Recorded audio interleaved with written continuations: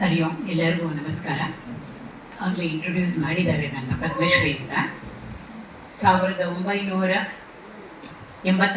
1986ಇಂದ 1993 8 ವರ್ಷ, ಪ್ರತಿ ವರ್ಷ 2 to 3 ಮಂತ್ಸ್ 2-3 ತಿಂಗಳು ಪೂಜ್ಯ ಗುರುದೇವ್ ಜೊತೆ ಇಲ್ಲಿ ಇಂಡಿಯಾನಲ್ಲಿ ಮತ್ತು ಓವರ್ಸೀಸ್ ಅಬ್ರಾಡ್ ಹೋಗಿ ಅವರ ಸೆಕ್ರೆಟ್ರಿಯಾಗಿ ಸೇವಾ ಮಾಡೋ ಅಂತ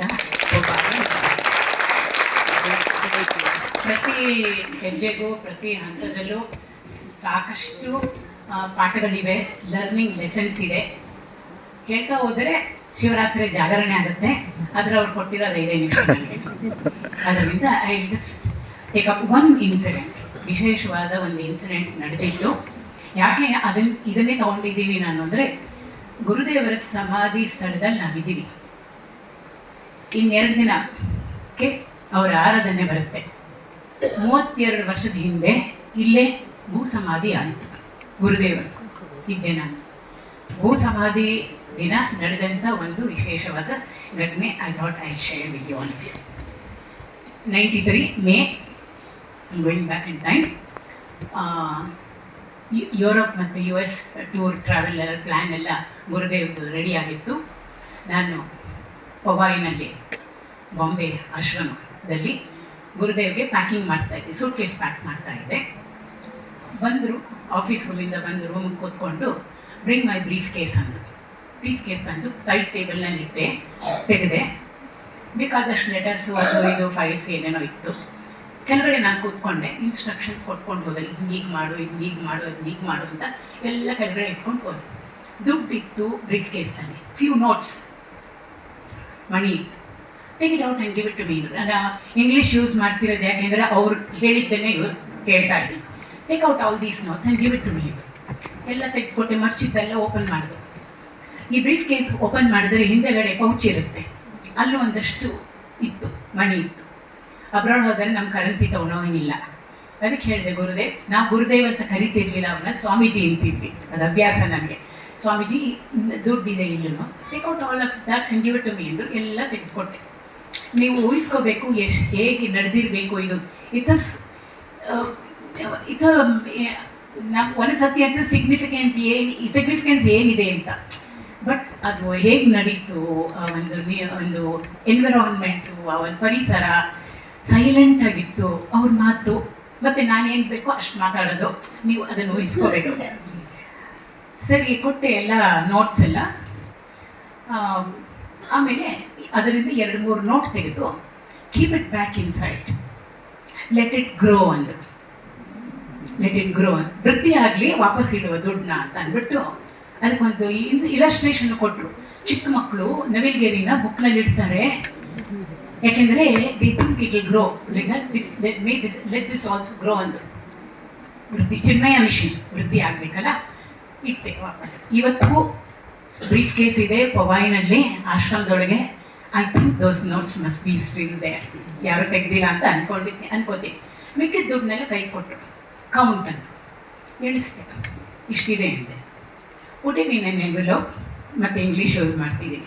ಪುಟ್ it in an envelope, seal it, write the amount ಬರೀ. ಅದರ ಮೇಲೆ ಬರೀ to be handed over to the swami. ತಮ್ಮನ್ನು ತಾವು ಸಂಬೋಧಿಸಿದ ಸ್ವಾಮಿ ಅಂತ ಹೇಳೋರು. To be handed over to the swami on landing from US ಅಂತ ಬರೆದ್ಬಿಟ್ಟು chief executive officer CCMT Narayan Bhatia ಅಂತ ಇದ್ದರು, ಅವ್ರಿಗೂ ಕೊಡು. ಆಯಿತು ಅಂದ್ಬಿಟ್ಟು ದುಡ್ಡನ್ನು ಇತ್ತಲ್ಲ ಕೈನಲ್ಲಿ ಕೆಳಗಡೆ ಇಡಕ್ಕೆ ಹೋದೆ, ಯಾಕೆಂದರೆ ಆಮೇಲೆ ಮಾಡೋಣ ಅಂತ. ನೋವು ಅಂತ ಹೇಗೆ ಹೇಳಿದ್ರು ಅಂತ ನಾನು ಹೇಳೋಕ್ಕಾಗಲ್ಲ. ಇವತ್ತಿಗೂ ಅದು ಡಿಸಿಪ್ಲಿನ್. ಏನೇ ಮಾಡಿದ್ರು ಈಗ, ಹಿಯರ್, ನಾವು ಅಂದರು. ತಕ್ಷಣ ಒಂದು ಎನ್ವೆಲೋಪ್ ತೊಗೊಂಡು ಅದ್ರ ದುಡ್ಡೆಲ್ಲ ಹಾಕಿ ನೋಡ್ತಾನೆ ಇದ್ರು. ಆಚೆ ಕಡೆ ಎಷ್ಟೊಂದು ಜನ ಡಿವೋಟೀಸ್ ಇದ್ದಾರೆ, ಕಾಯ್ತಾ ಇದ್ದಾರೆ. ಎಲ್ಲ ಹಾಕಿ ಸೀಲ್ ಮಾಡಿದೆ. ಸೀಲ್ ಮಾಡಿ ಅದರ ಮೇಲೆ ಬರೆದೆ, to be handed over to Pujya Swamiji. ನಾನು ಸ್ವಾಮೀಜಿ ಅಂತ ಸಂಬೋಧಿಸ್ಬೇಕಲ್ಲ. To be handed over to Pujya Swamiji on his arrival from US trip on 30th August 1993. ಅವ್ರು ವಾಪಸ್ ಬರಬೇಕಾದ ದಿನ ಇವತ್ತು 1st August, 30th August 93 ವಾಪಸ್ ಬರಬೇಕಾದ್ರೆ ಬರಬೇಕು. ಆಮೇಲೆ ಕೊಡೋಣ, ಗೋ ಆ್ಯಂಡ್ ಗಿವ್ ಇಟ್ ನಾವು ಅಂದರು. ಅಂದ್ಬಿಟ್ಟು ಏನಂದರು ಅಂದರೆ, go and give it to him and tell him to give it to me when I come back, because when the swami comes back he will come back empty ಎಂದು. ಅದು ಒಂಥರ ಅನಿಸ್ತು ನನಗೆ. He will come back empty ಎಂದರು. ನಾನೇನು ಅಂದ್ಕೊಂಡ್ಬಿಟ್ಟೆ, ಏರ್ಪೋರ್ಟ್ನಲ್ಲಿ wheel ಚೇರ್ನಲ್ಲಿ ಬರ್ತಾರೆ ಯಾವಾಗಲೂ, ಫ್ಲೈಟಿಂದ ಕಾರ್ವರೆಗೂ. ಸಾಮಾನ್ಯವಾಗಿ ಯಾರು ಒಂದು ಚೂರು ಸೇವೆ ಮಾಡಿದ್ರು he always acknowledges and returns it back. So ಅಲ್ಲಿ ದುಡ್ಡು ಬೇಕು ಅವ್ರು ಕೊಡೋಕೆ, ವೀಲ್ ಚೇರ್ನ ಹ್ಯಾಂಡಲ್ ಮಾಡಿದವ್ರಿಗೆ ಇನ್ನೂ ಏನನ್ನು ಇರುತ್ತೆ ಏನಾದರೂ. ಅದು ಇಂಡಿಯನ್ ಕರೆನ್ಸಿ ಅವ್ರ ಹತ್ರ ಇರಲ್ಲ, ಯಾಕೆಂದರೆ US ಇಂದ ಬರ್ತಾ ಇದ್ದಾರೆ. ಆದ್ದರಿಂದ ಅದಕ್ಕೆ ಬಹುಶಃ ಅದಕ್ಕೆ ಇರ್ಬೋದು ಅಂತ ಅಂದ್ಕೊಂಡು ಅಲ್ಲಿ ತಕ್ಷಣ ಹೋಗಿ ಆಫೀಸ್ಗೆ ಹೋಗಿ ನಾರಾಯಣ್ ಭಟ್ಟಿ ಅವ್ರನ್ನ ಮೀಟ್ ಮಾಡಿ, ಅಂಕಲ್ ದಿಸ್ ಇಸ್ ವಾಟ್ ಗುರುದೇವ ಸ್ವಾಮೀಜಿ ಹೆಸರೇ, ನೀವು ಮೀಟ್ ಮಾಡ್ತೀರಲ್ಲ 30th August, ನಾನು ಬೆಂಗಳೂರಿಗೆ ವಾಪಸ್ ಬರ್ತಾ ಇದ್ದೆ, please give it to him ಅಂತ ಹೇಳಿ. ಸರಿ ಓಕೆ ಅಂದರು. ಐ ವಿಲ್ ರಿಮೈಂಡ್ ಯು ಅಂತೆ. ಬ್ಯಾಂಗ್ಳೂರಿಗೆ 2 ತಿಂಗಳಿತ್ತಲ್ಲ, 2 ತಿಂಗಳಿದೆ, ಬ್ಯಾಂಗ್ಳೂರಿಂದ ನಿಮಗೊಂದು ಕಾಲ್ ಹಾಕಿ ನಾನು ರಿಮೈಂಡ್, ಅವಾಗೆಲ್ಲ ಟ್ರಂಕ್ ಕಾಲ್, ಮೊಬೈಲ್ ಇರಲಿಲ್ಲ, ಮಾಡ್ತೀನಿ. ಸರಿ ಅಷ್ಟೇ ಆಯಿತು. ನಾನು ವಾಪಸ್ ಬಂದೆ, ಮತ್ತೆ I was doing my work. ಬ್ಯಾಂಗ್ಳೂರಿಗೆ ಬಂದಿದ್ದಾಯಿತು. That was in May. August 3rd ನಮಗೆ 4th August ಬೆಳಗ್ಗೆ ನ್ಯೂಸ್ ಬಂತು, ಗುರುದೇವ್ ಸಮಾಧಿ ಆಯಿತು. ಅಲ್ಲಿ ದೇಹ ಬಿಟ್ಬಿಟ್ರು ಅಮೇರಿಕಾನಲ್ಲಿ. ನಾನೇನು ಮಾಡಿದೆ, ಫ್ಲೈಟ್ ತೊಗೊಂಡು ಬಾಂಬೆಗೆ ಬಂದೆ. ಅಲ್ಲಿ ಇನ್ನೊಬ್ಬರು ಡಿವೋಟಿ ಇದ್ದಾರೆ, ಅವರು ತುಂಬ ಏನೋ ವೆರಿ ಗ್ರೇಟ್ ಡಿವೋಟಿ, ಆಶಾ ಖಾಮ್ದಾರ್ ಫ್ಯಾಮಿಲಿನವರು. ಅವ್ರು ಬಂದು ನಾನು ಪಿಕ್ ಮಾಡಿಕೊಂಡು ಅವ್ರ ಮನೆ ಕರ್ಕೊಂಡು. ಸರಿ, ಅಲ್ಲಿ ಗೊತ್ತಾಯಿತು ಡೆಲ್ಲಿ ಟು ಸಿದ್ದಬಾರಿನಲ್ಲಿ ಭೂಸಮಾಧಿ ಅಂತ ಎಲ್ಲ ಪ್ಲ್ಯಾನ್ ಆಗಿತ್ತು. ಸೊ ನಾವೆಲ್ಲರೂ ಸಿದ್ದಬಾರಿಗೆ ಹೋಗೋದು ಅಂತ ಇತ್ತು. ನಾರಾಯಣ್ ಭಟ್ಟಿ ಅವ್ರಿಗೆ ಫೋನ್ ಮಾಡಿದೆ ಆಶಾ ಖಾಮ್ದಾರ್ ಮನೆಯಿಂದ, uncle you remember this envelope? Yes Padma, I remember. ನನ್ನ ಸ್ವಾಮೀಜಿ ಪದ್ಮಶ್ರೀ ಅಂತ ಯಾವತ್ತೂ ಕರೆದಿಲ್ಲ, ಪದ್ಮ ಅನ್ನೋರು. ಇಬ್ಬರು ಮೂರಿದ್ರು ಬ್ಯಾಂಗ್ಳೂರು ಪದ್ಮ ಅನ್ನೋರು. ಸೊ ಅದರಿಂದ ಎನ್ವಿಲಾಪ್ ಇದೆ ಅಲ್ವಾ? ಎಸ್ ಪದ್ಮ, ನಾವು what to do with it ಅಂದರು. ಗುರುದೇವ್ ಕೊಡು ಅಂದಿದ್ರಲ್ವ, I what to do with it, I also do not know, ನನಗೂ ಏನು ಗೊತ್ತಿಲ್ಲ. ನೀವು ಬರ್ತಿದ್ದಾರೆ ಸಿದ್ದಬಾರಿಗೆ ಬನ್ನಿ, ನೀವು ತೊಗೊಂಡು ಬನ್ನಿ, ಬಹುಶಃ ಅವರೇ ಏನು ಹೇಳ್ತಾರೆ ನಿಮಗೆ ಏನೋ ಒಂದು ಸೂಚಿಸ್ಬೋದು. That's all we could think. ಸರಿ, ಎಲ್ಲ ಸಿದ್ದಬಾರಿಗೆ ಬಂದ್ವಿ. ಇಲ್ಲಿ ಭೂಸಮಾಧಿ ನಡೀತಾ ಇದ್ದ. ಸೊ ಭೂಸಮಾಧಿ ಆಯಿತು, ಎಲ್ಲ ಆಯ್ತು. ನಾವೆಲ್ಲ ಕೂತ್ಕೊಂಡು ನೋಡ್ತಿದ್ವಿ, ಕಷ್ಟ ಆಯಿತು ಆದರೂ ನೋಡ್ತಿದ್ವಿ. ಆಮೇಲೆಲ್ಲ ಸುಮ್ಮನೆ ಕೂತಿದ್ವಿ ಸೈಲೆಂಟಾಗಿ. ಫುಲ್ ಭೂಸಮಾಧಿ ಎಲ್ಲ ಆದಮೇಲೆ ನಾರಾಯಣ್ ಭಾಟಿಯವ್ರು ಬಂದರು. ಪದ್ಮ, ಯು ನೋ ವಾಟ್ ಹ್ಯಾಪೆಂಡ್ ಅಂದರು. ಏನಾಯ್ತು ಅಂಕಲ್ ಅಂತ. ನಾನು ಕೂತಿದ್ದೆ, ಮುಂದೆ ನಡೀತಾ ಇದ್ದು ಕಾರ್ಯಗಳೆಲ್ಲ ನಡೆಸ್ತಾರಲ್ಲ, ರಿಚುವಲ್ಸ್ ಅಂತಾರಲ್ಲ ಭೂಸಮಾಧಿಗೆ, ಅದೆಲ್ಲ ನಡೀತಾ ಇತ್ತು. ಕವರ್ಗಳು ನನ್ನ ಆ ಥರ ಇಟ್ಕೊಂಡು ಏನು ಮಾಡಬೇಕು ಸ್ವಾಮೀಜಿ, ನೀವು ಕೊಡು ಅಂತ ಹೇಳಿದಾರಲ್ಲ ಅಂತ ನಾನು ಮನಸ್ಸಿನಲ್ಲಿ ಅಂದ್ಕೊಳ್ತಾ ಇದ್ದೆ. ತಕ್ಷಣ ನನಗೇನು ಅನಿಸ್ತು ಅಂದರೆ, ಅಲ್ಲಿ ಇಬ್ಬರು ಪುರೋಹಿತರು ಕಾರ್ಯನೆಲ್ಲ ನಡೆಸ್ತಾ ಇದ್ರು. 2 priests ಪಂಡಿತ್ ಸಾಟ್ಕ, ಅವರೆಲ್ಲ ಇದು ರಿಚುವಲ್ಸ್ ಎಲ್ಲ ವಿಧಿ ಎಲ್ಲ ಏನಿರುತ್ತಲ್ಲ ಅದನ್ನೆಲ್ಲ ಮಾಡ್ತಿದ್ರು.